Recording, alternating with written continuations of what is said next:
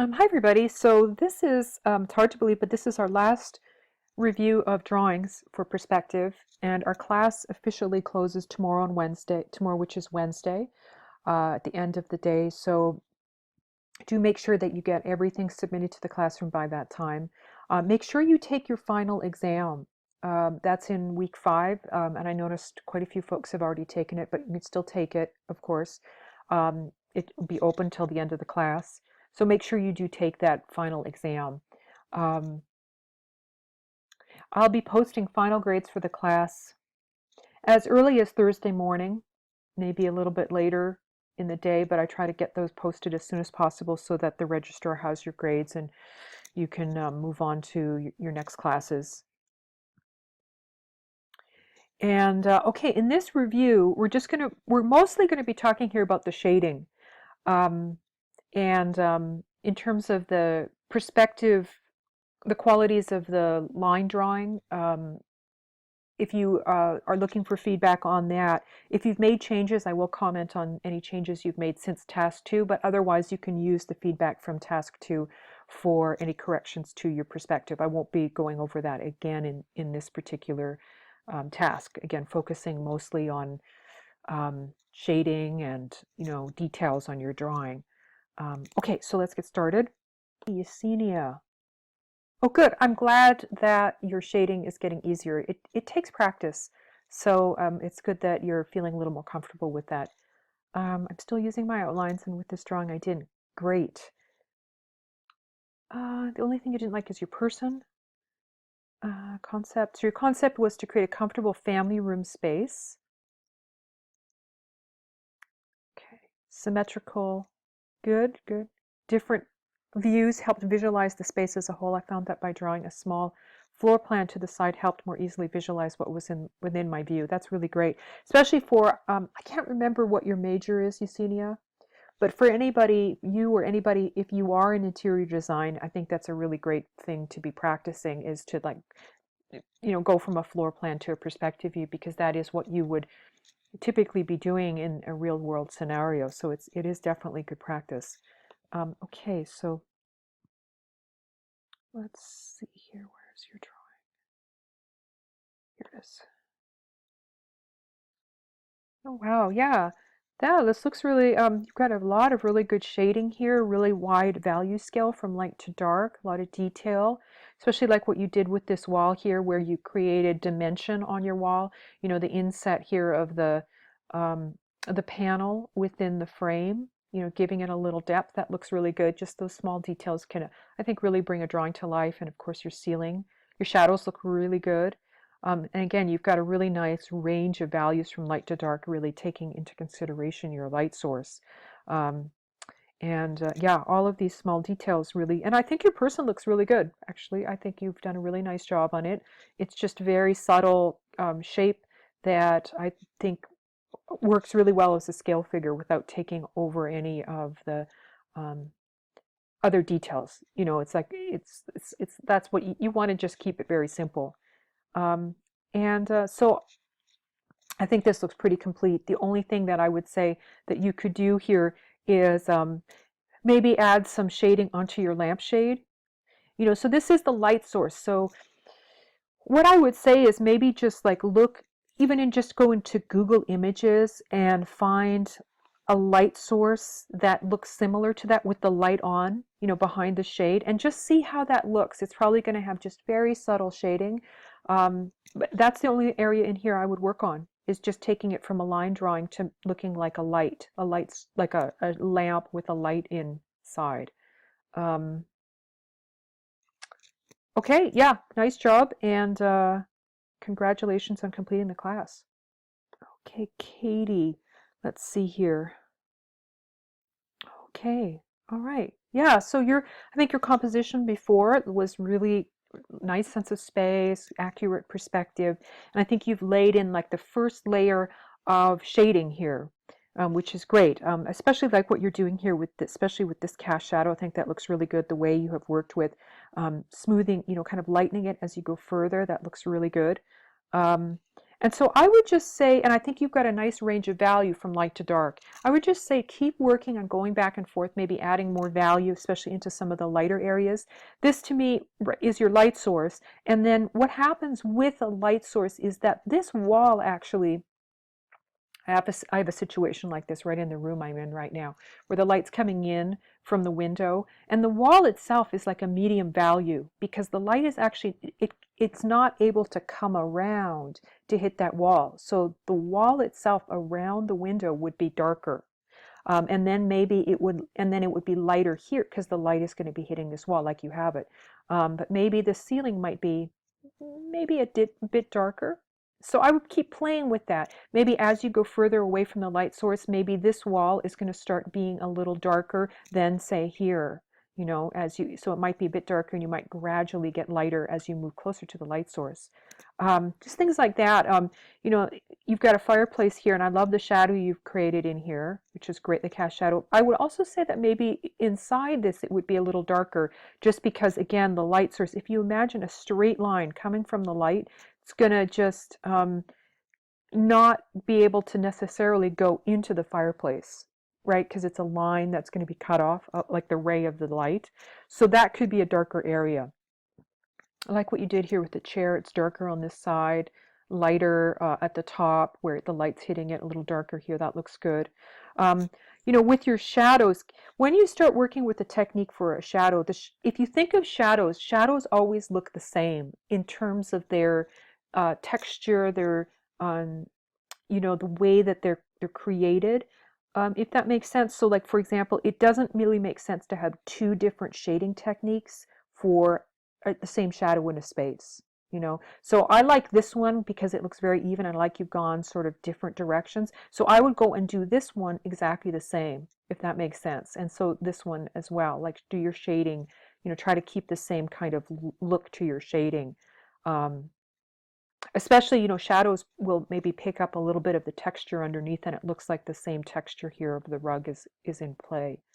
Okay, so that's it. I would just kind of keep going with this. You know, you're at a good stage right now for the first draft and then just do another round of going back in and doing more shading.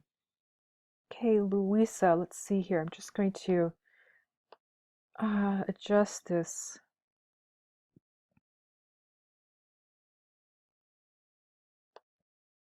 Okay, now we've got a nice black and white drawing. Okay, all right, so you've got some nice start to your shading here. I like what you did here with this column. And it looks to me like your light source is coming somewhere in here, right? Is it here? Is this the screen? Is this where the light source is? Let's see here.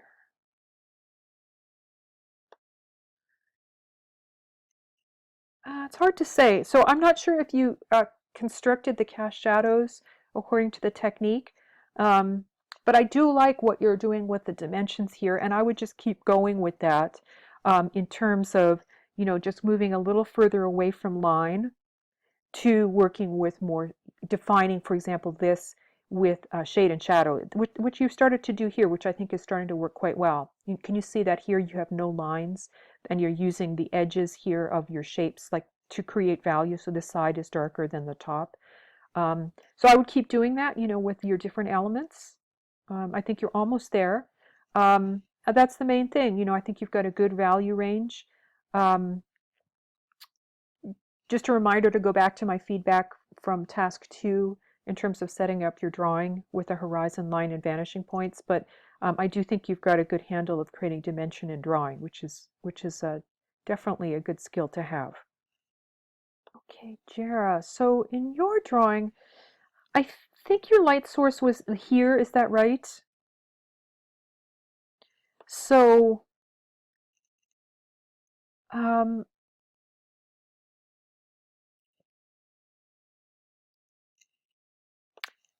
so I think you've got a good start here with creating some lights and darks in your drawing. You know, you're sort of approaching it by toning a lot of different areas, which is a good thing to do. But I would like you to just sort of think a little bit more about how to use this light source as your as how to identify where, I think this is where it is. For example, this side here on your table, I think this should be even a little bit lighter, and I like this is a little darker. That's good. Maybe this side will be a bit lighter and this side will be a bit darker. So thinking about how things are shaped by the light. One thing I do think that's making it a little bit challenging for you is that your perspective, as we talked about in task 2, is a little bit off. And when that happens, I think it's a lot harder to really use the formulas that we've been using in class to create the lights and darks in a drawing. So that again is something maybe you don't have time to revisit in this class, but that would be something that you could revisit in the future, is really trying to create a little bit more accurate perspective to begin with so that you can start working with the light source a little bit more. I'm thinking too, just in terms of the walls, if the light is going to be like, if the light is going to hit this wall here, right, because that's a straight line, then this wall is going to be a little bit lighter perhaps than this wall right here, where the light is not going to be able to reach around that wall. So this could be a little darker, this a little lighter. Your doorway, maybe your doorway would be a little bit darker back here, or maybe lighter. So maybe you'd figure out something to, how to, maybe something would be happening back there, or, you could sort of play with that. So things like that, So that's where I would just say keep practicing your construction of your perspective, and keep sort of thinking about how light source is going to work within the space. Jesus. So I guess the first piece of feedback is just to make sure that your drawing is as accurate in terms of the documentation as possible. It does, so if this is the white of your paper, can you see how it's quite a bit darker here in your photograph or your scan? I think this is a photograph, right? So I would just really, be as accurate as possible. So in Photoshop, I might be able to, let's do an auto contrast here. And that does help a little bit. But I think just because the lighting is a bit uneven, we're still not quite getting it quite right. In fact, I'm actually going to go back here because I think it maybe looks a little bit better this way in terms of keeping it a little more even. Well, let me try an auto tone. So you can just see at this point how, yeah, so I'm going to keep it this way, how, when you work with such subtle shading, documenting it accurately is really is an important part to just show all of the hard work you've done. But having said that, I think you did a very nice job here on the drawing in terms of the dimension. You've created this very sort of deep space, which I think has a lot of interesting details. I love what you did with the ceiling and the bed, all of the furniture, the details you added, even the hinges in the door. That's really amazing. It's a lot of detail. And the closet looks really great, the sliding door, the person, scale figure. So this is your light source here. I would just say maybe play up the light source maybe a bit more in terms of the cast shadows. So let's see, what's going to cast? So this is the light, and so it's going to be going this way around the room. So yeah, so this looks good. I think what you did here looks good. Maybe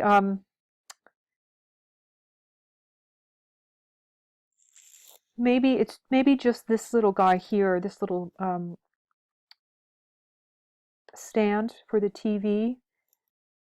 Let me just narrow down my light. So maybe this would be a little bit more enhanced. So here's the bottom of your light source. So we would go out this way and then cast down across the top here. So you can see it would sort of be like along this, it would be filled in this tiny space in here. So I might just kind of go in there and just darken that just a tiny bit more to cast that shadow. I think you actually have done that, but maybe just darken it a bit more. And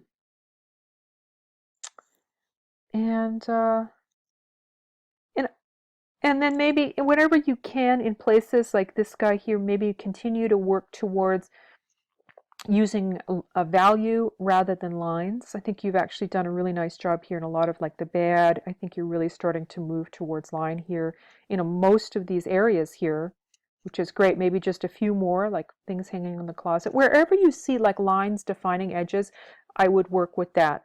And I think overall, this element in here, I'm not 100% sure what this is. So I would just maybe clarify that a little bit. If it's a rug, maybe just kind of, plot that back out in perspective to make sure you get an accurate one. Maybe make it a tiny bit bigger so it fills this space. And that's it. Yeah, I think you've really done a nice job here. Really careful job with the shading, which is awesome. I think shading, especially in perspective, the more time you can invest in really sort of going back over it and keeping it even, you can develop your own style with it. Like you're sort of developing kind of like a little bit, almost like a blended, almost like watercolor, which is very nice. And again, everybody has, their own style with that. Like we've seen in the class, a lot of different kind of approaches to that. So, okay, keep at it, and that's my feedback. Okay, oops. Rebecca, yeah, I really like the changes you made in your drawing, correcting the perspective. I think it looks much more accurate now, which is great. I really do think that that's really I think the most important thing in this class, I think, to take away from is just that accurate perspective, the horizon line, the vanishing points, basic shapes. And then everything else is really just a process of adding to it, like the shading. So I'm really glad that you were able to make those changes. And let's see, so this is your light source right here. Let's just open this up in Photoshop. I think this is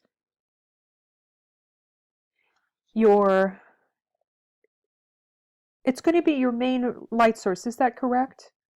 From here to here. This is potentially another light source.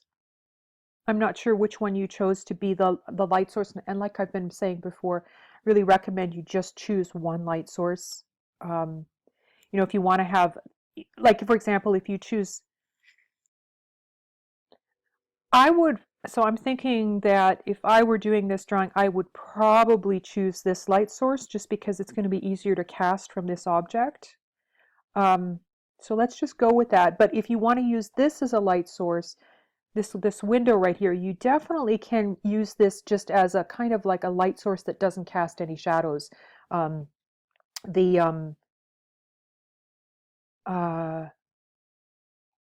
The video for this assignment does exactly that. But let's use this as a light source. So I'm just going to set up the points here. So this is going to be, let's see, my top point here. And then let's just take a bottom point here somewhere below the horizon line. It can be sort of anywhere, anywhere in that area. So then maybe actually let's make it a tiny bit higher. Let's just go and maybe make it here. So then what you would do is you would cast the shadows. I would start with this object here and just, do exactly the technique that we've been working with of casting the points. And you can see here that it's going to be cast pretty far. It's going to be a very long shadow. So I think the whole sort of, oops. It's going to go out of the picture plane. This whole area in here is going to be a cast shadow all the way through here. So I would just, again, you may not want to do it that way. You may want to pick another one, but I would just work with a light source. So maybe you're choosing the window. I'm seeing this long shadow here. In which case, then you would just cast your, I think that's the main thing you want to work on is that cast shadow. Okay, so that's the main thing. Then the next thing you could do is just continue to work on analyzing where your light source is and how it affects the objects, light versus dark, and also moving away from working with line to working with a little bit more shapes. So removing lines and replacing it with shapes, like we've been talking about. So that's the main thing. Otherwise, I think you've gone, you're really come a long way with this drawing, and I'm really happy to see the progress that you've made. Okay, Abby, let's see here. What did you say? Okay. So Okay, yeah, I liked the space that you were drawing, and I really liked, I think, was this rug new? Really like it, the way you're working with that oval and the ovals here too. That's really nice. And I like the way you're starting to shade. I think it's quite lovely the way you're working with the cast shadow here, of kind of it's darker closer to the object, and then it smooths, you know, kind of gradually gets lighter. It's really nice the way you've done that here too. And your figure. So I would say these objects are starting to, you know, feel quite complete, and it's just the rest of the drawing you want to work a little bit more on developing. You know, this bookshelf, working with light and dark, to just develop, move from line to replacing it with light and dark. So just keep blending in there. I might add a little more detail to your window even, like a little framing perhaps to give it a little more width so that you've got more to work with. You know, you've got a little bit of space, you know, this space in here, I would develop that a little bit more, what's happening here. Just kind of complete the whole thing. I think that's the main thing you could do here is just go over every area. Again, I think you've done a really nice job here at developing the initial part of the shading. It's just a matter of you know, to keep developing it. You know, don't be afraid to add a few more details. It's almost seem like it would be really nice to add a few little objects up here. You know, just kind of decorative little objects like spheres or little kind of very, um, you know, jars or shapes, things like that. You could put a collection up there just to give it a little more character in the space. You could even do that on the shelves too, just a few little things, you know, nothing much. And they don't have to be really detailed, but just to create a little bit more um, going on in the space. Okay, I like the way this is going, and I look forward to seeing your final submission. Hey, Sabrina, I just pulled this from the discussion board. It looks like you were having some trouble with attaching it, but this worked pretty well in terms of attaching it. Um, so yeah, I like the space you've developed. I think it looked really good from last time in terms of the accuracy of the perspective. So I would just say what I would probably play with a little bit more here is more dramatic lights and darks. Like you have a lot of midtones in here. And midtones are great, but you want to have, to make your space more dimensional, you do need more dark and more light. So the assignment says, you know, approximately 10% of your page should be light, like white of the paper, and approximately 10% should be almost black. So that's where I would go in here, like, you know, really defining these edges here to kind of define the light and the dark, maybe the cast shadow, you know, create cleaner cast shadows. That's probably what I would go in here and work on just a little bit more, erasing out, you know, lighter areas and going in and going a little darker in places. That's all I think you need to do here. I tend to do this too, where I kind of, I don't know if I still do this, but I certainly did this earlier on, is I made things a little bit too much in the mid-tone area without enough lights or darks, and that would tend to flatten my drawing. And I just think it was a natural tendency. I just liked those kind of grayed out tones. I still really do like sort of the mid-tones. But to make a drawing to create that dimension, I think it really can be helpful to get those highlights and dark areas. And what that also does is allows you to create more shape, like the edges will stand out more, and you'll move away from working with more lines to working with more shapes that define the edges. So I hope that helps. So I do like that staircase here. That I think that I'm glad you kept that in there. It's a nice touch. Okay, Lauren, yeah, I like what you've added in here. I just think that adds to the foreground so much, which is awesome. Um, I love the way you worked with your plants. Early on, I noticed your plants looked really good. So you've got a really good touch with foliage, which is not easy to do. This is your light source here, okay? And I think you've cast your shadows successfully. So I would just say at this point, it's just a matter of coming back in and continuing to work on the shading. Um, you know, when you work with shading, try to keep it like small motions, even as possible. When you have slightly uneven shading, what happens is that then the surfaces start not appearing flat. You know, they start kind of raising in places, so you don't get that nice sort of the planes. So I would keep sort of working on, like here, I think you started to do a nice job here of the shading. It's very even, you know, like going back and forth in different directions. So do that in different places as well to try to, and here this looks very even, you know, but sort of start smoothing things out, working a little bit more, again, replacing like this element right here, keep working on it to replace more of the lines on it. Just kind of working back and forth, like the video goes over that, I think, in a very good way of going, you know, how you go back over and over in the drawing. That's all I think you need to do here. I think you've got all the elements. Make sure to shade your lamp. Again, um, maybe let's just find an image online. Just did a little searching. I didn't spend too much time doing it, but just trying to find like a lampshade that was sort of similar. I think this is called a drum lampshade, one that's vertical. Um, and just finding one that was lit, and just to see now what happens when your lampshade is lit. Like, where is the whole thing, is this white? Well, actually it isn't. Maybe underneath it might be white, but oftentimes when I was looking, I noticed no, it tends to be like a light value, but it is definitely um, not the white, probably not the white of the paper, but maybe around it might be lit up a little bit more, you know? So you can sort of examine just different situations. Maybe we could find a floor lamp. I just do a Google image search, so maybe let's try a floor lamp and see, and then we got a lot of floor lamps that are just, sort of hanging out on their own, and you definitely want one in a room. So kind of looking, just see what happens here. There was one here, I just missed it. Shoot, hold on. Page flipped. Here's ones that are,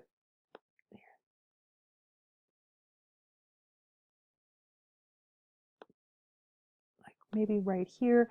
Sort of getting a sense now, how does that work, like in terms of the light, how does it affect the wall? And that can be really helpful information to try to give a sense that this is your light source, and then also give a detail to your light.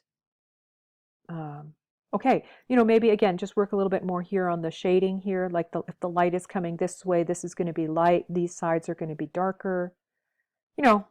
Just, yeah, continuing to refine it, analyze it, look for areas that you can keep working on. Okay, I think that's it, everybody. Just again, a reminder to get all of your work in and also your final exam by tomorrow. And it's been a pleasure to see all your work and your accomplishments in this class, and I wish you the very best in your future endeavors.